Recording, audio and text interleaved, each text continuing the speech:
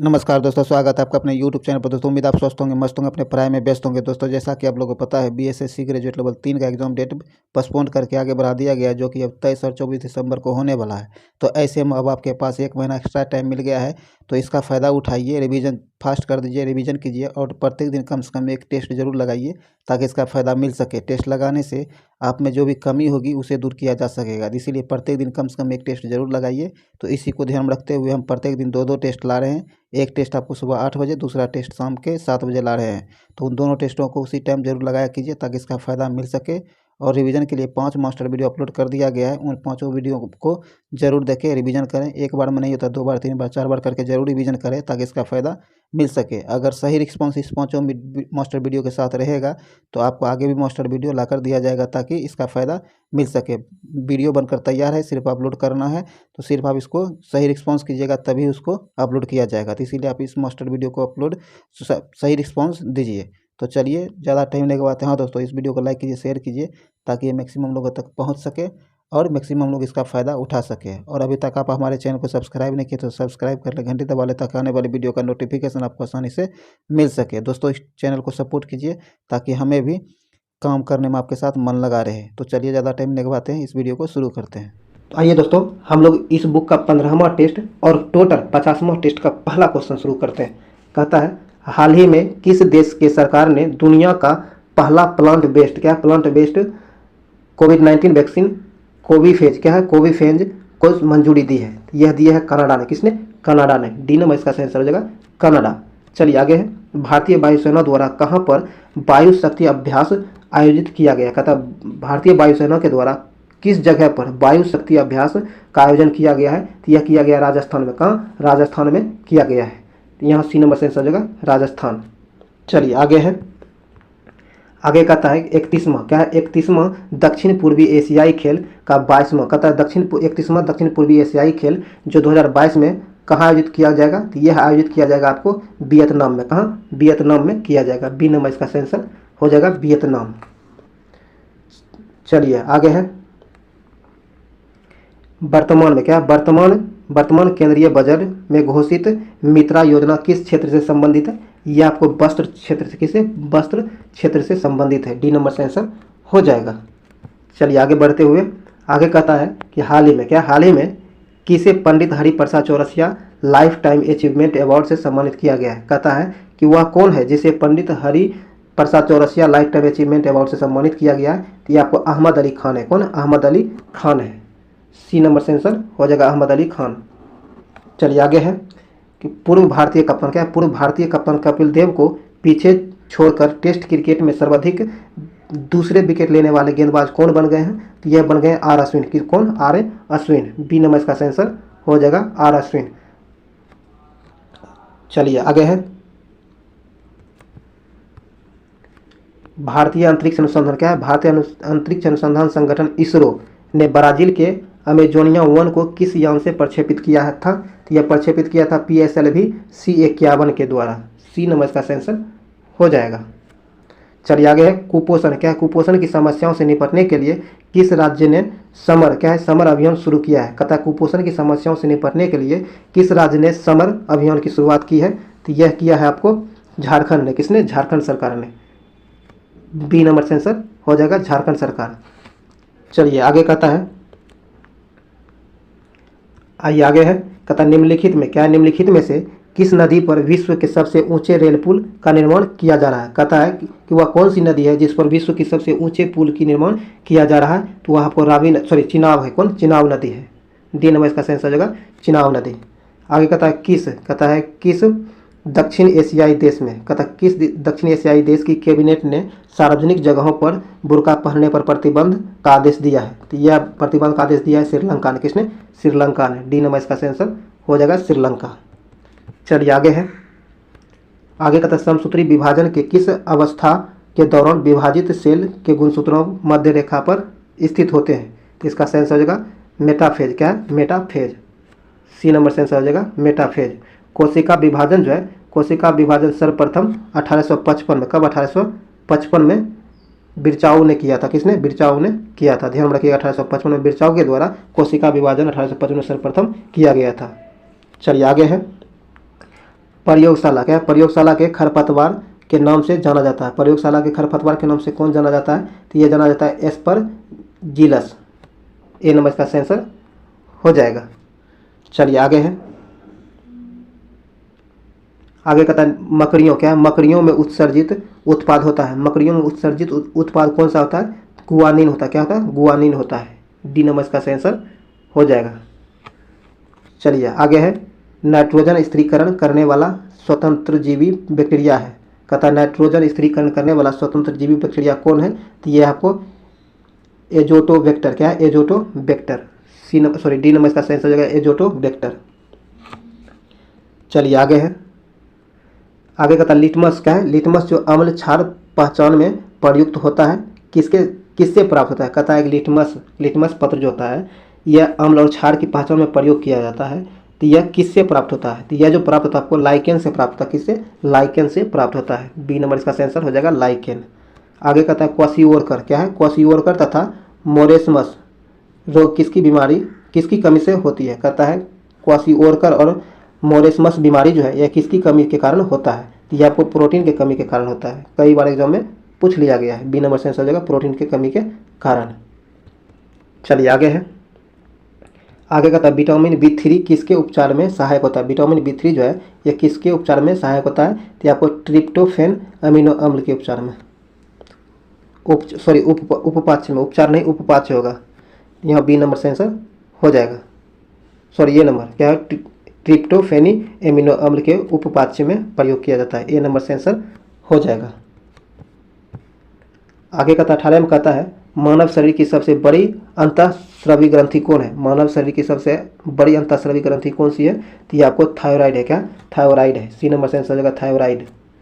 आगे कहता है सीक परीक्षण, क्या है, सीक परीक्षण किस रोग का पता लगाने में करते हैं? कहता है किस रोग का पता लगाने के लिए सीक परीक्षण का प्रयोग किया जाता है? तो ये किया जाता है आपको डिप्थीरिया की जांच के लिए। किसके लिए? डिप्थीरिया की जांच के लिए। बी नंबर इसका आंसर हो जाएगा डिप्थीरिया।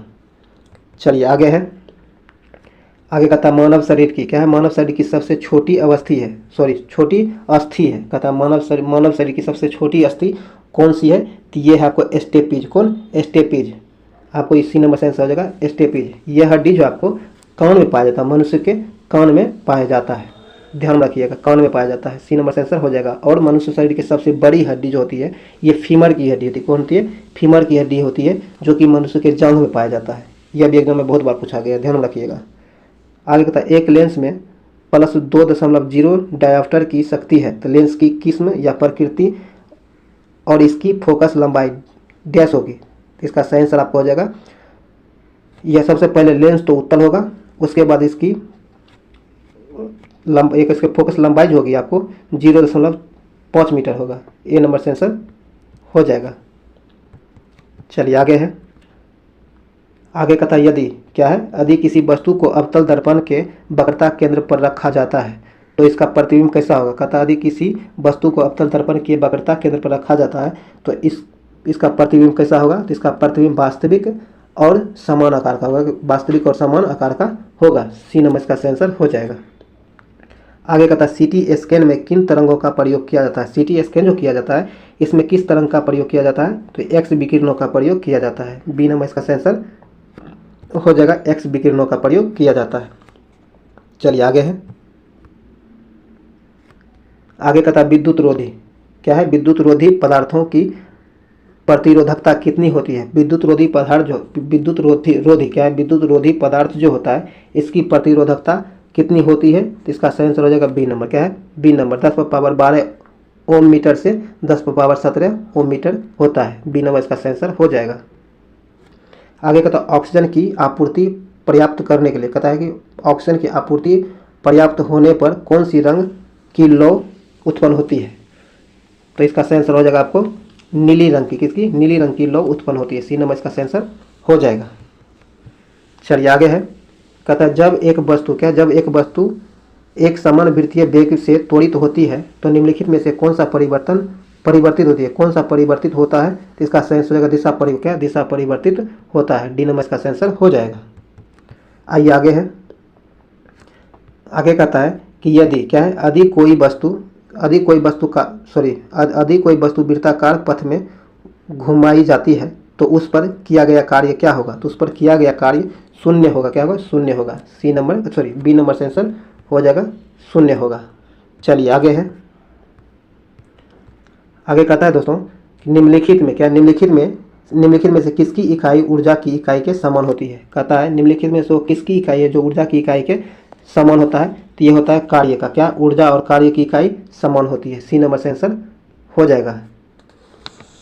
चलिए आगे है, अब क्या होती है इसकी इकाई आप कमेंट बॉक्स में जरूर बताइएगा।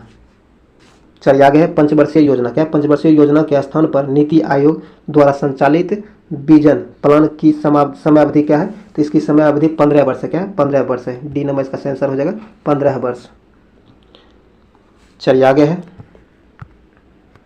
वर्ष 2022 तक किसानों की आय दोगुनी करने के उद्देश्य से बनाई गई समिति के अध्यक्ष कौन थे? कहता है वर्ष 2022 तक किसानों की आय को दोगुनी करने के उद्देश्य से जो समिति बनाई गई है उस समिति के अध्यक्ष कौन थे? तो इसके अध्यक्ष आपको अशोक दलवाई थे। कौन? अशोक दलवाई थे। दलवाई, बी नंबर इसका आंसर हो जाएगा। और ये इसकी स्थापना जो है आपको 2016 अप्रैल 2016 में केंद्र सरकार द्वारा इसकी स्थापना किया गया था। आगे कहता है विशेष आर्थिक क्षेत्र। क्या है? विशेष आर्थिक क्षेत्र निजी किसी वर्ष लाया गया। कहता किसी ने ये किस वर्ष होगा? कहता है विशेष आर्थिक क्षेत्र निजी जो है नीति, यह भी नीति किस वर्ष लाया गया है? तो यह लाया गया आपको 2000 ईस्वी में। कब? 2000 ईस्वी में। ए नंबर से आंसर हो जाएगा 2000 ईस्वी में। चलिए आगे कहता है कि निम्नलिखित में से किस पंचवर्षीय योजना का लक्ष्य सामाजिक समानता व न्याय के साथ आर्थिक विकास था? तो ये जो था ये 10वीं पंचवर्षीय योजना का था। क्या? 10वीं पंचवर्षीय योजना का लक्ष्य था। डी नंबर इसका आंसर हो जाएगा। और 10वीं पंचवर्षीय योजना का समय जो था 2002 से 2007 तक। कब? 2007 तक इसका समय था 10वीं पंचवर्षीय योजना का। चलिए आगे है, आगे कहता है जंतर मंतर का निर्माण किसने करवाया था? जंतर मंतर जो है इसका निर्माण किसने करवाया था? तो सवाई जय सिंह ने। किसने? सवाई जय सिंह ने जंतर मंतर का निर्माण करवाया था। डी नंबर से आंसर हो जाएगा सवाई जय सिंह ने। आगे कहता है महात्मा गांधी अपना राजनीतिक गुरु किसे मानते थे? महात्मा गांधी जो है ये अपने राजनीतिक गुरु किसे मानते थे? तो ये गोपाल कृष्ण गोखले को अपना राजनीतिक गुरु मानते थे। ए नंबर से आंसर हो जाएगा गोपाल कृष्ण गोखले को। चलिए आगे है, और आपको कभी कभी पूछ लिया जाता है कि गोपाल कृष्ण गोखले जो है ये किसे अपना राजनीतिक गुरु मानते थे, ये बताइए आप। तो ये एम जी रानाडे को, किसे? एम जी रानाडे को ये मानते थे। आध्यात्मिक और राजनीतिक दोनों गुरु एम जी रानाडे को गोपाल कृष्ण मानते थे और गोपाल कृष्ण को अपना राजनीतिक गुरु महात्मा गांधी मानते थे। ये भी एग्जाम में कई बार पूछा गया है, ध्यान रखिएगा। आगे कहता है पाकिस्तान का अलग राज्य आंदोलन का नेतृत्व किसने किया था? कहता है पाकिस्तान का अलग राज्य आंदोलन का नेतृत्व किसने किया है? तो इसका नेतृत्व जो है मोहम्मद अली जिन्ना ने किया था। किसने? मोहम्मद अली जिन्ना ने किया था। डी नंबर से आंसर होगा मोहम्मद अली जिन्ना। आगे सिंधु सभ्यता निम्नलिखित में से किस युग के अंतर्गत आती है? सिंधु सभ्यता जो है निम्नलिखित में से किस युग के अंतर्गत आती है? तो यह आती है आद्य ऐतिहासिक काल के अंतर्गत। बी नंबर से आंसर होगा आद्य ऐतिहासिक काल के अंतर्गत। चलिए आगे कहता है किस काल में, क्या है? किस काल में अछूतों की अवधारणा स्पष्ट रूप से दिखाई देती है? कहता है किस काल में अछूतों की अवधारणा सबसे स्पष्ट दिखाई देती है? तो यह देती है आपको उत्तर वैदिक काल में। किसमें? उत्तर वैदिक काल में। बी नंबर इसका आंसर हो जाएगा। चलिए आगे कहता है उस स्रोत, क्या है? उस स्रोत का नाम बताएं जिसमें प्राचीन भारत के व्यापारिक मार्गों पर मौन है। तो इसका सही आंसर हो जाएगा आपको मलिंदन पहाड़ों का, मलिंदन पन्हो। सी नंबर इसका सही आंसर हो जाएगा। आगे कहता है कि किस सुल्तान के समय, क्या है? किस सुल्तान के समय खालसा भूमि अधिक पैमाने पर विकसित हुई थी? कहता है किस सुल्तान के समय में खालसा भूमि जो है अधिक पैमाने पर विकसित हुई थी? तो इसका सही आंसर हो जाएगा अलाउद्दीन खिलजी के समय में। कब? अलाउद्दीन खिलजी के समय में। बी नंबर इसका सही आंसर हो जाएगा। चलिए आगे है निम्नलिखित में से कौन सबसे पूर्वकालिक जैन ग्रंथ कहलाता है? कहता है निम्नलिखित में से कौन पूर्वकालिक जैन ग्रंथ कहलाता है? तो 14 पूर्व। कौन? 14 पूर्व। सी नंबर से आंसर हो जाएगा। आगे है मयूर सिंहासन पर बैठने वाला अंतिम मुगल सम्राट कौन था? मयूर सिंहासन जो था इस पर बैठने वाला अंतिम मुगल सम्राट कौन था? मोहम्मद शाह था। कौन? मोहम्मद शाह था। बी नंबर इसका आंसर हो जाएगा। चलिए आगे है बिहार के सुप्रसिद्ध, क्या है? बिहार के सुप्रसिद्ध संत शरफुद्दीन मेनरी का संबंध सूफियों के किस संप्रदाय से था? इसका संबंध जो आपको फिरदौसी संप्रदाय से था। किससे? फिरदौसी संप्रदाय से था। सी नंबर इसका आंसर हो जाएगा। चलिए आगे बढ़ते हैं। आगे कहता है निम्नलिखित में, क्या है? निम्नलिखित में से कौन सा कथन वह सत्य है? निम्नलिखित में कौन सा कथन वह सत्य है? तो जो वह सत्य है वह कहता है उपराष्ट्रपति का चुनाव भारत का राष्ट्रपति करता है। यह गलत है, बाकी सब सही दिया गया है। सी नंबर यहाँ से आंसर हो जाएगा, जो कि गलत दिया गया है। देखिए भारत के यहाँ एक में दिया गया राष्ट्रपति पद के लिए प्रत्याशी की आयु कम से कम 35 वर्ष होना चाहिए। सही है। उपराष्ट्रपति राज्यसभा का सभापति होता है। सही है। भारत के चौथे राष्ट्रपति बीबी गिरी थे। यह भी सही है। तो सी नंबर गलत दिया गया है, जो कि वह सत्य है। चलिए सी नंबर से आंसर हो जाएगा। चलिए आगे बढ़ते हैं। आगे कहता है कि भारतीय संविधान, क्या है? भारतीय संविधान के अनुसार निम्नलिखित में से कौन सा अधिकार भारत के राष्ट्रपति को नहीं प्राप्त है? कहता है भारत के संविधान के अनुसार निम्नलिखित में से वो कौन सा अधिकार है जो भारत के राष्ट्रपति को प्राप्त नहीं है? तो राज्यों के मुख्यमंत्री की नियुक्ति का अधिकार भारत के राष्ट्रपति को नहीं है। यहाँ से आंसर हो जाएगा आपको बी नंबर। क्या है? राज्यों के मुख्यमंत्री की नियुक्ति जो होता है ये भारत के राष्ट्रपति को नहीं दिया गया है। बी नंबर से आंसर हो जाएगा। चलिए आगे है। आगे कहता है भारतीय संविधान में संशोधन के लिए विधेयक लाया जा सकता है। कहता है भारतीय संविधान में संशोधन के लिए विधेयक लाया जा सकता है। तो ये जो है आपको या तो लोकसभा या फिर राज्यसभा कहीं भी लाया जा सकता है। सी नंबर इसका आंसर हो जाएगा। ऐसा प्रावधान जो अनुच्छेद के 300 संविधान में जब भी संशोधन होता है तो आपको 368 के अंतर्गत, किसका? अनुच्छेद 368 के अंतर्गत संशोधन होता है। चलिए आगे है। आगे कहता है भारतीय संविधान के लिए प्रथम संशोधन अधिनियम विधेयक कब लाया गया था? कहता है भारतीय संविधान के लिए प्रथम संशोधन विधेयक कब लाया गया था? तो ये लाया गया था 1951 में। कब? 1951 में लाया गया था। बी नंबर से आंसर हो जाएगा 1951। चलिए आगे है। चलिए आगे कहता है लोकसभा चुनाव का कोई प्रत्याशी अपना जमानत खो देता है यदि उसे मत प्राप्त न हो। कहता है लोकसभा चुनाव का कोई भी प्रत्याशी अपना जमानत खो देता है। कब? यदि उसे कितना मत प्राप्त न हो।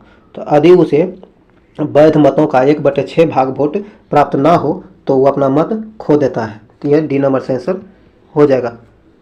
वो अपना जमानत खो देता है।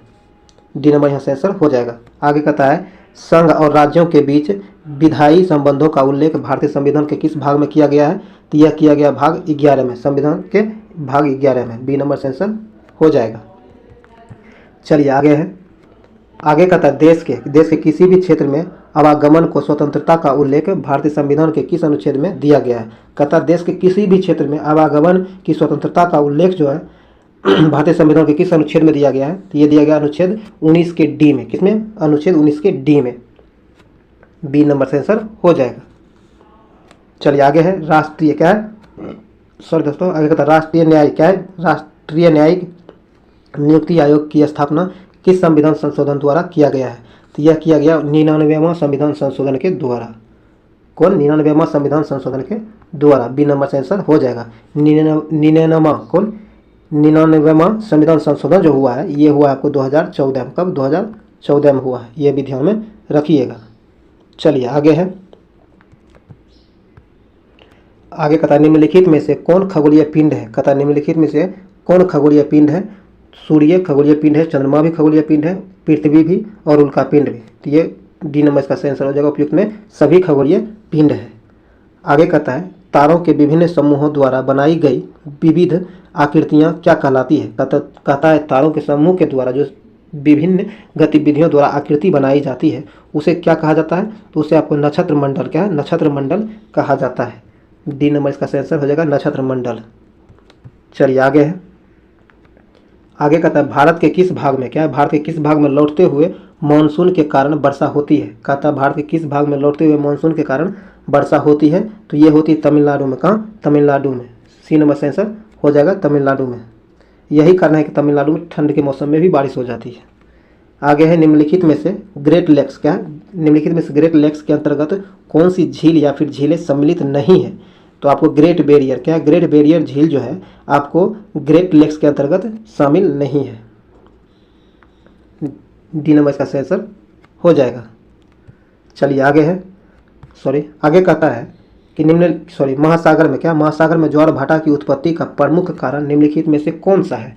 कहता है समुद्र के अंदर जो ज्वार भाटा आता है उसमें ज्वार भाटा उत्पन्न होने का प्रमुख कारण कौन सा है। तो उसमें प्रमुख ज्वार भाटा होने का प्रमुख कारण है सूर्य तथा चंद्रमा के गुरुत्वाकर्षण का बल। क्या है? सूर्य तथा चंद्रमा के गुरुत्वाकर्षण का बल के कारण ज्वार भाटा समुद्र के अंतर्गत आता है। सी नंबर से आंसर हो जाएगा। चलिए आगे है, आगे कहता वायुमंडल में पाई जाने वाली गैसों का प्रतिशत के आधार पर सही अवरोही क्रम कौन सा है। कहता वायुमंडल में पाई जाने वाली गैसों का प्रतिशत के आधार पर सही अवरोही क्रम कौन सा है। तो आइए देखते हैं। सबसे ज़्यादा आपको नाइट्रोजन पाया जाता है, फिर ऑक्सीजन। क्या है? नाइट्रोजन, ऑक्सीजन, आर्गन और बाद में कार्बन डाइऑक्साइड। तो यहाँ सी नंबर से आंसर हो जाएगा। अगर नाइट्रोजन की प्रतिशत मात्रा देखा जाए तो 78% पाया जाता है और ऑक्सीजन आपको 21% पाया जाता है। आर्गन जो है आपको कार्बन डाइऑक्साइड आर्गन जो था बहुत कम पाया जाता है। उसके बाद ये आर्गन का ध्यान में थोड़ा ध्यान में देख लीजिएगा। और ये आपको कार्बन डाइऑक्साइड को 0.03%, क्या है? 0.03% पाया जाता है। ये आर्गन कितना पाया जाता है? आर्गन आपको 0.93% पाया जाता है। 0.93% आर्गन पाया जाता है। इसे एक बार और देख लीजिए। सबसे ज़्यादा नाइट्रोजन 78%, उसके बाद ऑक्सीजन 21%, उसके बाद आर्गन 0.93% और कार्बन डाइऑक्साइड 0.03%। ये आप नोट कर लीजिएगा, एग्जाम में पूछा जाता है, काफ़ी ज़्यादा आसान हो जाएगा। चलिए आगे है समुद्र तल। क्या समुद्र तल पर पृथ्वी के केंद्र के सबसे निकट स्थान है। कहता है कि समुद्र तल पर पृथ्वी के केंद्र के सबसे निकट स्थान कौन सा है। तो ये है आपको उत्तरी ध्रुव। कौन सा? उत्तरी ध्रुव। ए नंबर से आंसर हो जाएगा उत्तरी ध्रुव। आगे कहता है निम्नलिखित में से कौन सा नगर सीन नदी के तट पर बसा है। कहता है निम्नलिखित में से कौन सी नगर है जो सीन नदी के तट पर बसा है। तो वह नगर है पेरिस। कौन? पेरिस। बी नंबर से आंसर हो जाएगा पेरिस। चलिए आगे है,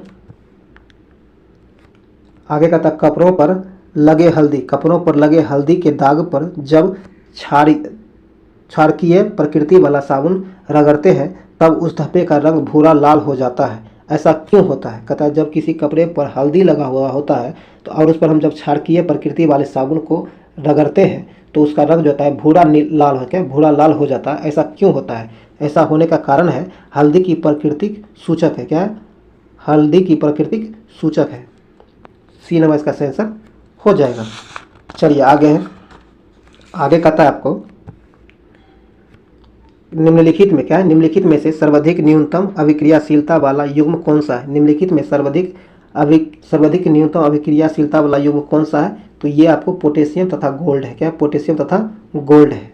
देखिए सबसे ज़्यादा पोटेशियम और सबसे कम गोल्ड। डी नंबर यहाँ से आंसर हो जाएगा। सबसे ज़्यादा अभिक्रियाशीलता किसकी है? पोटेशियम की। और सबसे कम सोना की, गोल्ड की। ये दो क्वेश्चन आपको यहाँ सॉल्व हो रहा है, ध्यान रखिएगा। डी नंबर से आंसर हो जाएगा। आगे है केवल। क्या है? केवल कार्बन और हाइड्रोजन वाले कार्बन यौगिक निम्नलिखित में से क्या कहलाते हैं। कहता केवल कार्बन और हाइड्रोजन वाले कार्बनिक यौगिक जो होते हैं ये निम्नलिखित में से क्या कहलाते हैं। तो ये आपको हाइड्रोकार्बन कहलाते हैं। क्या? हाइड्रोकार्बन कहलाते हैं। तो यहाँ ए नंबर से आंसर हो जाएगा हाइड्रोकार्बन। चलिए आगे है, आगे कहता है निम्नलिखित में क्या है? निम्नलिखित में से कौन सा तत्व धातु और वह धातु दोनों का गुणधर्म प्रदर्शित करता है। कहता है निम्नलिखित में से वह कौन सा तत्व है जो धातु और वह धातु दोनों का गुणधर्म प्रदर्शित करता है। तो ये आपको आयोडीन है। कौन? आयोडीन है। डी नंबर से आंसर हो जाएगा आयोडीन। आगे कहता है रदरफोर्ड। क्या है? रदरफोर्ड के परमाणु मॉडल। कहता है रदरफोर्ड के परमाणु मॉडल की त्रुटियों को दूर किसने किया है। रदरफोर्ड के परमाणु मॉडल में जो त्रुटियां थी उसे किसने दूर किया है। तो उसे जो दूर किया है निल्स बोर ने। किसने? निल्स बोर ने उसे दूर किया है। बी नंबर इसका आंसर हो जाएगा निल्स बोर ने। चलिए आगे है, आगे कहता है एटॉमिक। क्या है? एटॉमिक थ्योरी जो है, एटॉमिक थ्योरी नामक पुस्तक के लेखक कौन है। एटॉमिक थ्योरी नामक पुस्तक जो है इसके लेखक आपको निल्स बोर है। कौन? निल्स बोर है। बी नंबर से आंसर हो जाएगा। चलिए आगे है, आगे कहता है नींबू का पीएच मान। क्या है? नींबू का पीएच मान कितना होता है। नींबू का पीएच मान आपको 2.2 होता है। क्या होता है? 2.2 होता है नींबू का पीएच मान। ए नंबर से आंसर हो जाएगा। नींबू का पीएच मान 2 होता है। और सिरका का पीएच मान 2.4, किसका? सिरका का पीएच मान 2.4 होता है। और 2.8 जो होता है ये शराब का पीएच मान होता है, किसका? शराब का पीएच मान होता है। और 4.8 जो होता है समुद्री जल का पीएच मान होता है, 8.4। ये 4 ऑप्शन आप ध्यान में रखिएगा। आपसे पीएच से रिलेटेड एक क्वेश्चन एग्जाम में हर संभव पूछे जाने की संभावना प्रबल होती है, तो ध्यान में रखिएगा। चलिए आगे है, सर्वप्रथम क्या है? सर्वप्रथम विश्व कप क्रिकेट का पहला मैच इंग्लैंड और किस देश के बीच खेला गया था? कहता सर्वप्रथम विश्व कप क्रिकेट का पहला मैच जो हुआ था यह इंग्लैंड और किस देश के बीच खेला गया था? तो इंग्लैंड और भारत के बीच खेला गया था 1975 में। ए नंबर से आंसर हो जाएगा, भारत के साथ 1975 में। और डेट था आपको 7 जून, लंदन, लॉर्ड्स लंदन में खेला गया था, ध्यान में रखिएगा। चलिए आगे है,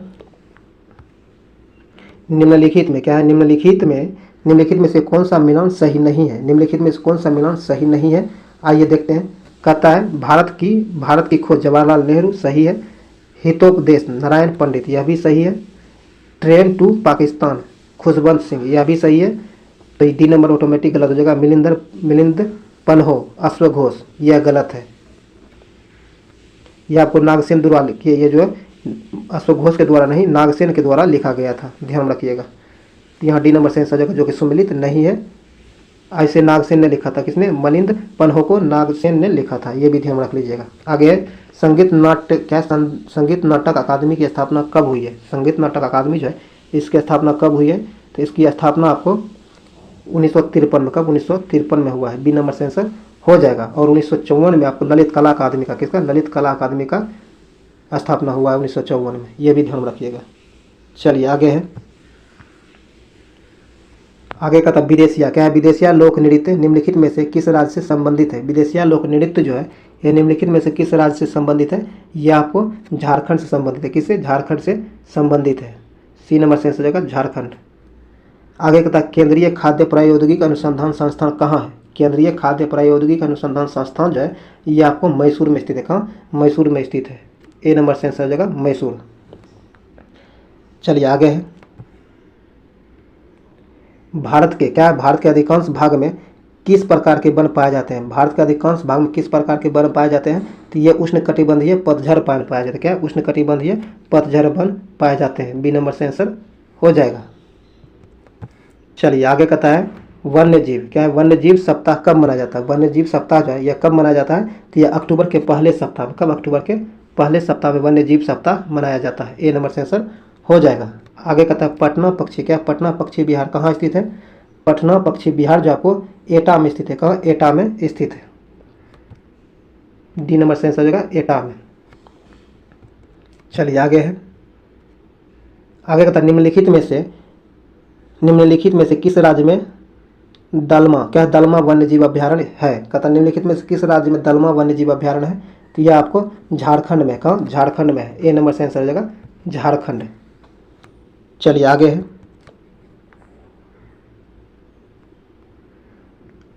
आगे कहता है कि बिरहोर, क्या है? बिरहोर जनजाति निम्नलिखित में से किस राज्य में पाई? कहता है बिरहोर जनजाति, क्या है? बिरहोर जनजाति जो है निम्नलिखित में से किस राज्य में निवास करती है? तो यह निवास करती है आपको झारखंड में। कहाँ? झारखंड में निवास करती है। ए नंबर से आंसर हो जाएगा झारखंड में। दोस्तों ये वीडियो यहीं समाप्त हुआ है। उम्मीद है ये वीडियो आपके लिए काफ़ी ज़्यादा यूजफुल रहा होगा और आपको इसका फ़ायदा ज़रूर मिला होगा। अगर ये वीडियो आपके लिए यूजफुल रहा तो इसे लाइक करें, शेयर करें और इस चैनल को सब्सक्राइब जरूर कर लें, घंटी दबा लें ताकि आने वाले वीडियो का नोटिफिकेशन आपको आसानी से मिल सके। आप इसे ज़्यादा से ज़्यादा शेयर जरूर करें। दोस्तों अगर टोटल आप देखिए तो टोटल हम लगभग 50 टेस्ट, क्या है? टोटल 50 टेस्ट रुक्मणी पब्लिकेशन के द्वारा पब्लिश्ड वॉल्यूम 1 से 20 टेस्ट, क्रोन पब्लिकेशन के द्वारा पब्लिश्ड बुक से 15 टेस्ट और यूडिटेरिया के द्वारा पब्लिश्ड बुक से जो कि वॉल्यूम 1 ही है इसका भी, तो 15। तो टोटल आपको 50 टेस्ट करा दिया गया है। टोटल 50 टेस्ट करा दिया गया। अगर इन सारे टेस्टों को नहीं देखें तो देखिए काफ़ी ज़्यादा इंपॉर्टेंट है। जीके जीएस और करंट अफेयर्स का सेट है तो ये काफ़ी ज़्यादा इंपॉर्टेंट है सभी एग्जाम के लिए। तो इसके प्ले लिस्ट का लिंक आपको डिस्क्रिप्शन में मिल जाएगा। अगर नहीं देखें तो उसे जाकर जरूर देखें और बार बार देखें, रिवाइज जरूर करें। इस प्रकार देखिए अगर 50 टेस्ट हुआ है तो टोटल आपको 3000 कितना 3750 टोटल क्वेश्चन करा दिया गया है। और भी आगे जारी रहेगा ये सीरीज, लेकिन अब तक 3750 क्वेश्चन करा दिया गया है, जिसमें जीके जीएस और करंट अफेयर्स है, जो कि काफ़ी ज़्यादा संग्रह हो चुका है। तो इस सीरीज को आप मिस ना करें। आप उन सारे वीडियो को जाकर प्लेलिस्ट से जुड़े और प्लेलिस्ट का लिंक पर जाकर उन सारे वीडियो को 1 से 2 बार रिवीजन के तौर पर भी और बार बार जरूर देखने का प्रयास करें जब भी आपको मौका मिले, क्योंकि आपको सभी एग्जाम के लिए इम्पोर्टेंट है। इसे मिस ना करें। उम्मीद है आप जरूर जाकर देखेंगे और ये वीडियो आपके लिए यूजफुल भी सिद्ध होगा। आपको एग्जाम में अवश्य यह प्रतीत होगा कि आपको यहाँ से बहुत सारे क्वेश्चन मिल जाएंगे जब आप एग्जाम हॉल में बैठिएगा। तो चलिए, उम्मीद है आप ज़रूर उसे जाकर देखेंगे और इस वीडियो को लाइक शेयर ज़रूर करिए। चलिए, मिलते हैं हम लोग फिर अगले वीडियो में। जय हिंद।